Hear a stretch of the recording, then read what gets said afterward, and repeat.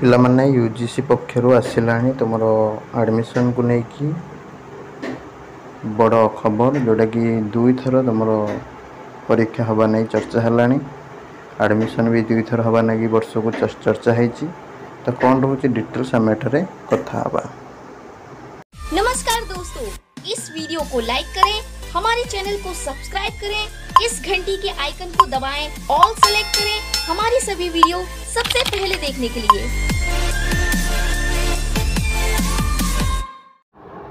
पिलामाने विश्व रे जितक भी सब विश्वविद्यालय अच्छी ऑल वर्ल्ड रे सबुआडे दुई थर तुम एडमिशन होता है। जमीक तुम देखिपो आमर इंडिया रे इग्नोर देखिपो से भी दुईटा सेसन एडमिशन हो जानुरी आ जुलाई रे।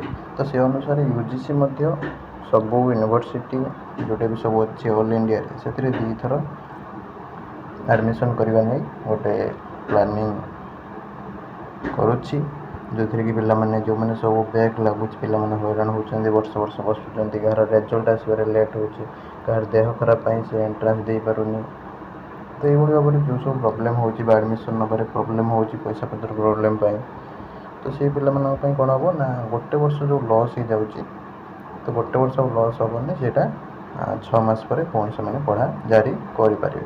तो से लक्ष्य करके तुम आगामी दिन मानक दुई थर नामलेखा प्रक्रिया तुम हवा नहीं गोटे सूचना मिलूँ। ठीक अच्छे एवं जो जो शिक्षानुष्ठान चाहिए से दुई थर तुम एडमिशन लगी प्रोसेस करेंगे सबू इंस्टीट्यूट बाध्य नुहे। ठीक अच्छे किंतु ऑल वर्ल्ड लेवल रे तुम यूनिवर्सिटी गुड़ाक प्रायतः दुई टाइम्स तुम एडमिशन प्रोसेस हो।